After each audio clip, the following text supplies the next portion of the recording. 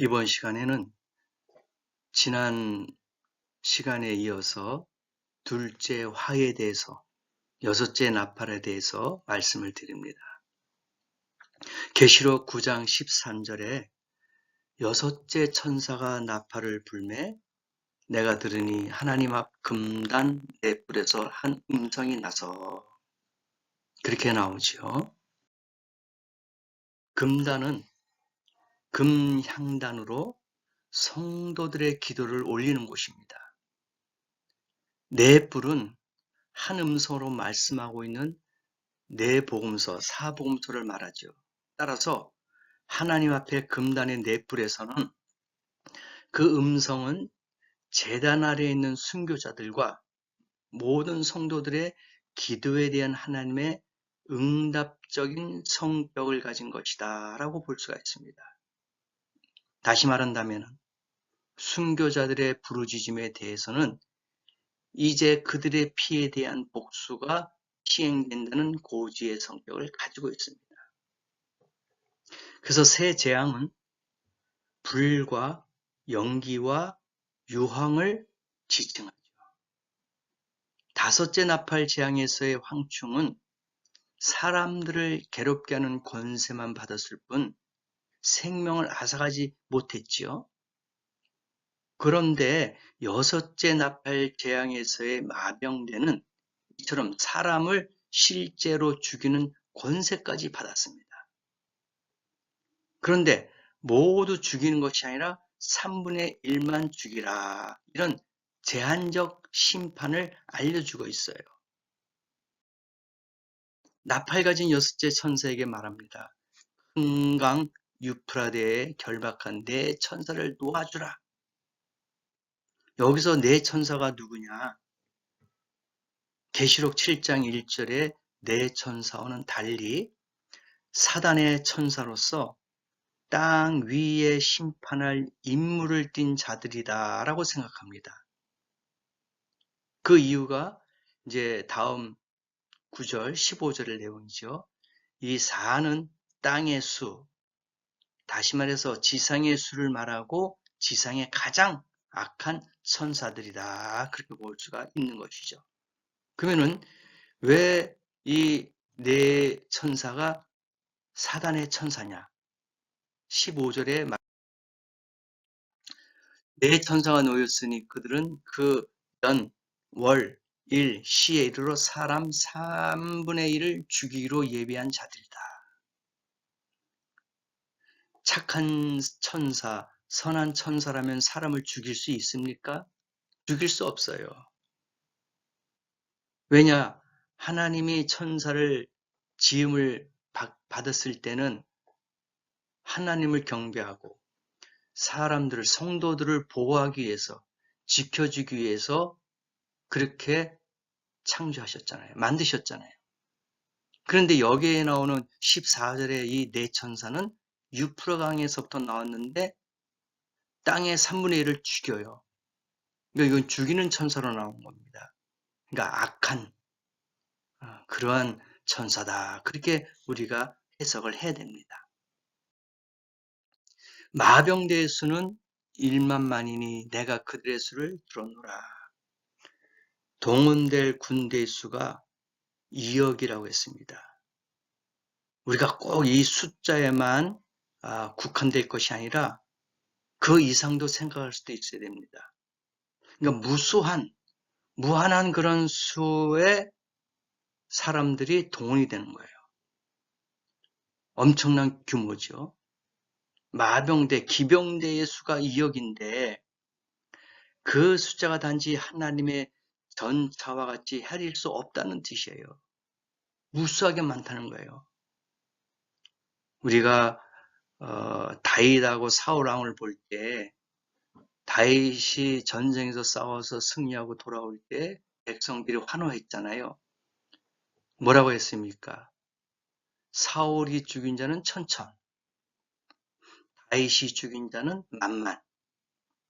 이와 같이 계속해서 1000,000, 10,000,000 이런 식으로 나올 때는 무수한 많은 그런 수를 이야기할 수 있죠.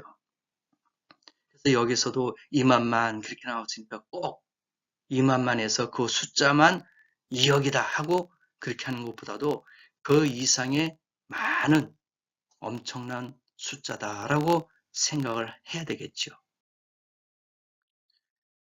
이 일이 이상한 가운데 그 말들과 그 판자들을 보니 불빛과 자주빛과 유황빛 흉갑이 있고 또 말들의 머리는 사자 머리 같고 그 입에는 불과 연기와 유황이 나오더라. 그리고 무시무시한 거예요.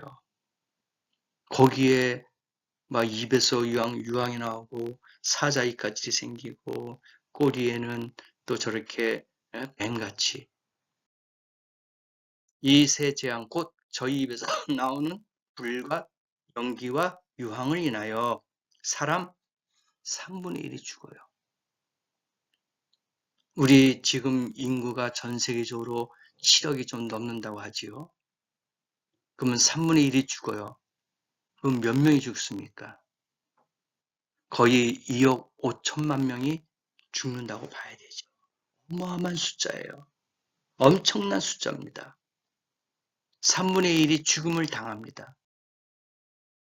이 말들의 힘은 그 입과 그 꼬리에 있으니 그 꼬리는 뱀 같다고 했어요. 꼬리에 머리가 있어 이것으로 해야 하더라. 여러분 뱀에 물리면 죽지 않습니까? 심장마비로 죽어요. 물론 독이 없는 뱀도 있겠지만 대부분 뱀들은 독이 있어요. 그래서 한번 물면은 곧 심장마비로 죽게 되는 것이죠. 이와 같이 그 꼬리에 뱀 같은 그 꼬리에 머리가 있어서 이것으로 사람들을 막 죽입니다. 엄청난 숫자죠. 이 재앙에 죽지 않고 남은 사람들은 그 손으로 행하는 일을 회개치 아니하고 오히려 여러 귀신과 또는 보거나 듣거나 다니거나 하지 못하는 금, 은, 동과 목석의 우상에게 절하고 제가 지난번 인에 대해서도 영상을 올렸잖아요. 거기에 그 사람들이 얼로 피신했습니까? 큰 산으로 동굴로 피신했어요. 회개하지 않았습니다. 오히려 그들은 뭐라고 그랬습니까? 이 재앙에서부터 나를 좀 가두어달라. 덮어달라. 지나갈 수 있게끔 도와달라. 보호해달라. 그렇게 하지 않았습니까? 회개해야 되는데 오히려 숨어 있어요. 그리고 좀 도와달라 이렇게 말합니다. 지금도 마찬가지예요. 이 시대도 마찬가지입니다. 금이나 은이나 동이나 나무 같은 것으로 만든 우상에게 절을 하고 또 살인과 복술과 음행과 도둑질을 회개치 아니합니다. 참 문제예요. 심각합니다. 지금 죄가 아니죠. 그들에게는 하나의 즐거움이에요. 쾌락입니다. 하나님 보시기에는 다 악한 거예요. 그런데 회개하지 않습니다. 그래도 회개하지 않아요. 그래도 깨닫지 못합니다. 오히려 귀신들에게 오히려 우상들에게 절을 하면서 피하게 해달라. 지나가게 해달라. 도움을 청하고 있어요. 참으로 어리석은 것이 사람의 마음 아닙니까? 또 내가 보니까 힘센 다른 천사가 구름을 입고 하늘에서 내려오는데 그 머리 위에 무지개가 있고 그 얼굴은 해 같고 그 발은 불기둥 같으며 계시록 10장 1절과 11장 14절은 우리가 삽입장이라고 이야기합니다. 그래서 10장 1절과 11장 14절에는 중간에 끼어 들어가 있는 거예요. 여섯째와 일곱째 나팔 사이에 있는 중간 시대입니다. 그러니까 그 가운데에 이 삽입장이 들어가서 거기에서 또 심판과 하나님의 진노가 나타나게 되는 거죠. 그래서 이 삽입장이 왜 있느냐? 이것은 요한에게 특별한 말을 주려고 더 자세하게, 더 디테일하게 알려주기 위해서 요 삽입장이 들어가게 돼 있는 것이죠. 여기서 중요한 것은 다니엘의 70제 주의 중간입니다. 그래서 다니엘 9장에서 70제 주에 대해서 잘 우리가 숙지하고 알아야 됩니다. 다니엘 9장 23절에서 26절의 예언은 이루어졌지요. 26절 그러니까 7일에와 62일의 후에 그리스도는 끊어져 없어졌으며 그것은 바로 십자가의 죽으심을 당하셨다. 그렇게 우리가 알 수 있어요. 장차 한 왕이 와서 그 성소를 회파하겠다. 이것은 아직 나타나지 않은 왕입니다. 장차 앞으로 나타날 왕이다. 백성들이 예루살렘을 멸망시키다는 예언이죠. 그리고 27절에는 그러니까 26절의 문법적인 연관성을 보면 그는 로마 제국의 왕이니 이 로마 제국의 왕에 대한 예언임을 알 수가 있습니다. 그가 그렇게 나오죠. 역시 26절에서 27절 사이에는 몇 년의 간격이 있어요. 즉 AD 70년부터 현 시대까지 계산이 연수의 간격은 현재로서는 정확하게 계산될 수가 없겠죠. 왜냐하면 아직 휴거가 이루어지지 않았잖아요. 그래서 AD 70년부터 교회 휴거 때까지가 그 간격이 되는 것이죠. 근데 그게 몇 년이 될 수는 없잖아요. 이단과 사이비처럼 몇 월 며칠 몇 시에 주님이 오신다. 그것은 정말 이단과 사이비죠. 휴거 때까지는 우리가 그 간격, 기간을 알 수가 없는 거예요. 그래서 계시록 10장은 바로 다니엘의 70제 주의 중간인데 한 왕이 나타납니다. 그래서 언약을 하지요. 7년 한란이라는 말보다도 7년 언약이다. 그렇게 우리가 또 이야기할 수도 있겠죠. 언약을 굳게 정하는데 환란이 시작될 때에 그 왕과 유대 국가와 언약을 정해야겠다라는 예언이죠. 그런데 그 일의 절반에 그러니까 언약된 그 7년 중간 3년 반이겠죠. 3년 반이 지난 그 중간에 제사와 예물을 금지한다. 그 9장 27절 다니엘서에 나옵니다. 바로 7년 중간에 적그리스도가 이스라엘에 있는 환란 성전에 들어가겠죠. 거기서 내가 하나님이다. 제사 드릴 거 없다. 예물을 나한테 다 해라. 제사와 예물은 나한테 드려라. 그렇게 나오는 거죠. 그래서 이게 다니엘서하고 계시록을 같이 연결해서 보는데 지금 이것은 삽입장으로 앞으로 나타날 일을 자세하게 알려주는 거예요. 지금 아직 나타나지 않았습니다. 지금 환란이라고 기간이라고 이야기하면 안 됩니다. 왜냐하면 지금 환란 성전도 없잖아요. 아직 적그리스도가 나타나서 활동하지 않았잖아요. 막는 자가 있잖아요. 아직 이스라엘 나라하고 7년 언약을 하지 않았잖아요. 우리가 매스컴을 통해서 알 수 있잖아요. 이스라엘 그 나라의 정세도 우리가 들을 수 있잖아요. 지금 하마스하고 이스라엘하고 전쟁이 있잖아요. 또 레바논에 헤즈볼라하고 전쟁도 하고 있잖아요.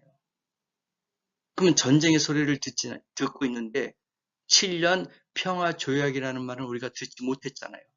그래서 지금이 환란 시대가 아니다라는 것을 알아야 됩니다. 만약에 7년 조약을 한다, 그 했다 하는 소리를 들으면은 이건 말도 안 되죠. 그러면 7년 조약을, 7년 언약을 한 그 시점서부터 3년 반 후에 적그리스도가 성전에, 환란 성전에 들어갈 건데, 그러면 그 기간을 우리가 알고 있잖아요. 그러면은 지금 방탕한 생활하고, 예? 방종한 생활하면서 3년 반 후에 그때 가서 회개하고 천국 가면 되겠네요. 그건 너무나도 안 맞는 해석이죠. 아직 환란 성전이 만들어지지 않았고 아직 7년 언약, 조약을 이스라엘 백성들하고 이스라엘 나라하고 하지 않았습니다. 그래서 지금은 환란 기간이 아니다라는 것을 우리가 알 수가 있습니다. 다니엘서와 요한계시록에 나타난 각 시대의 비교표를 한번 보세요. 제가 계속해서 지금 다양하게 표를 올리지 않습니까? 그 자세하게 그 주제별로 하나하나 우리가 표를 다 알아야 됩니다. 7일에하고 62일에 구약시대입니다. 그러면은 한 일회가 남았잖아요. 다니엘도 예언했잖아요. 한 일회는 몇 년이라고요? 7년이라고. 그건 누구를 위해서 남겨뒀다 그랬습니까? 내 백성, 바로 유대인, 이스라엘 나라를 위해서 한 일회를 7년을 남겨뒀다고 분명하게 이야기하고 있습니다. 아직 이루어지지 않았잖아요. 앞으로 나타날 겁니다. 그래서 이 한 일회와 69일회 사이에 지금 교회 시대가 있는 거예요. 이 교회 시대는 공백 기간입니다, 지금. 그러니까 이방인의 수가 차기까지. 그러니까 62일에 7일에는 1년, 7년 남아있는 그 시대하고 지금 공간이 있는 거예요, 사이에. 연결된 게 아닙니다. 그래서 예수님께서 오시고, 그 다음에 공중재림 한 다음에 환란이 시작되는 거예요. 그때가 인, 나팔, 대접의 재앙이 시작된다는 얘기예요. 그게 마지막 70일에 한 일회가 남은 바로 7년이라는 얘기입니다. 그래서 그 중간에 제사와 예물을 금지시키는 거예요. 그게 적그리스도입니다. 이게 다니엘 9장 17절에 나오잖아요. 지금 조약한 게 아니라 그랬어요. 계속 반복해서 말씀을 드리듯이 이스라엘 나라하고 7년 조약 맺은 게 없어요. 아직까지. 앞으로 맺을 겁니다. 그래서 우리는 이 환란 전 언약하는 조약하는 이 7년 전에 휴고를 받아야 되는 거예요.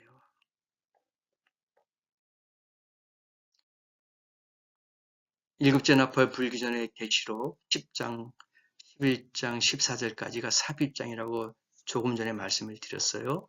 일곱 나팔 안에 일곱 대접이 있어요. 일곱 나팔을 불 때 하나님의 비밀이 이루어집니다. 그래서 10장에서 16장이 삽입장이라고 할 수는 없지만 중간에 생긴 사건들이죠. 일곱 나팔 불 때에 하나님의 비밀이 이루어집니다. 여기서 하나님의 비밀은 골로새서 2장 2절에서 3절, 9절 말씀 사용하고 있죠. 왜 복음이 비밀이냐? 이 복음은 성령을 받지 않고는 이해하지 못하고 또한 믿지 못하기 때문이다. 그것은 구약의 선지자들을 통해서 예수 그리스도에 관해서 나타날 구원의 비밀을 말하고 있어요. 그래서 이 비밀은 전에 숨겨졌던 것이 현재 계시되어 있는 비밀을 가리킵니다. 그래서 계시록을 비밀이라고 하잖아요. 감춰져 있다 그랬잖아요. 근데 이제는 귀를 기울여서 성령이 말씀하신 것을 알아야 됩니다. 감춰져 있는 비밀이 이제는 벗겨지는 거예요. 과거에는 그게 감춰져 있지만 비밀이었지만 지금은 이제는 어떻게 돼요? 벗겨지는 거예요. 그래서 그 비밀이 이제는 계시록에서 나타나는 감춰져 있는 베일에 쌓여 있는 그러한 계시를 이제는 우리 지금 시대에 우리에게 알려주고 있는 거예요. 이러한 심판과 진노와 재앙이 있을 것이다. 그 손에 펴 놓인 작은 책을 들고 그 오른발은 바다를 밟고 왼발은 땅을 밟고 에스겔 2장 8절에서 10절까지도 나오죠. 이 말씀 힘센 천사라고 나오겠죠. 사자에 부르짖는 것 같이 큰 소리로 외칠 때 7 우레가 그 소리를 바라더라. 그 천사가 이제 큰 소리로 부르짖는 거예요. 사자의 부르짖는 소리가 엄청나게 크지 않습니까? 그 소리같이 할 때에 7 우레가 내리치는 거죠.